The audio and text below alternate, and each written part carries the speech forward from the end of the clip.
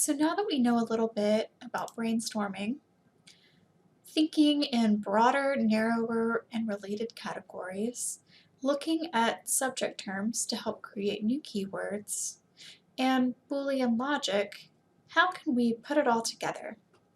Let's see a quick demonstration. On the library's homepage, I know that I can enter keywords to help me find a huge variety of resources. But if I look just for the keyword cell phones, because I'm interested in knowing how cell phones are working in the classroom, my search is way too broad. As we can see, I have almost 3 million results.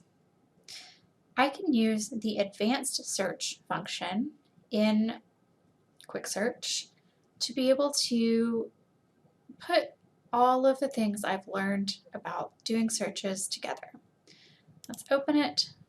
I can see that I have more opportunities here to expand my search. So we've got cell phones. We realize that that's too broad. Here is when I can start using some Boolean logic to my advantage.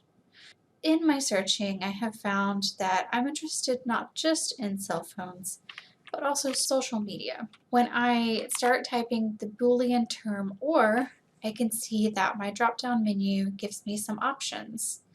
Cell phones, or mobile phones, or smartphones, or mobile devices, or maybe just cell phones, or smartphones, or mobile phones. I can choose one of these, or I can come up with my own list of related words. Remember before we had almost 3 million results?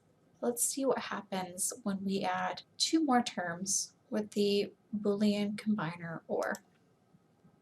Okay, so now I have almost 6 million results.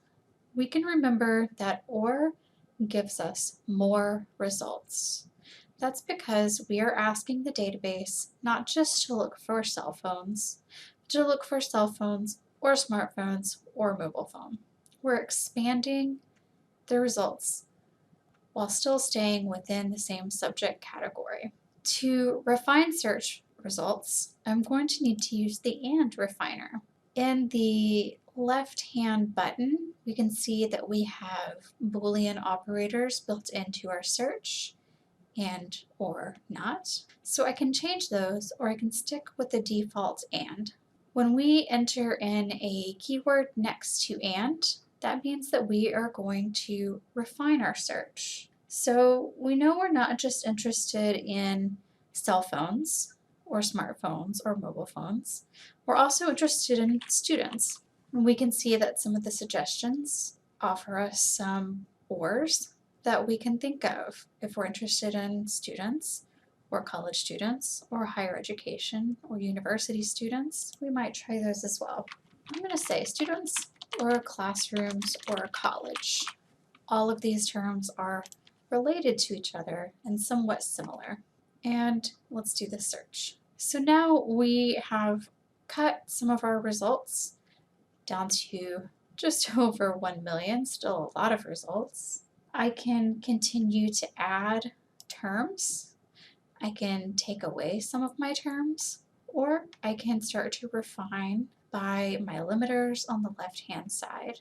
So let's say I know I'm looking only for things that we have full text access to in the library. That refined us some, but not much. I want to make sure that my publication is within the last 10 years, let's say.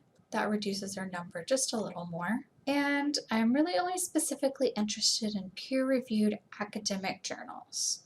So I can click on the format for academic journals, and it'll take away everything that is not published in an academic journal.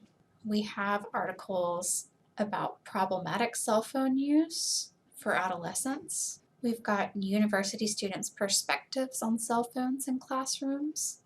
And we've got mobile phones as distracting tools in the classroom. These seem like relevant results. Keep in mind that if you do not get relevant results on your first try, you can always return to the drawing board and continue your search. Now you try. See if you can find some relevant results using advanced search and Boolean search techniques.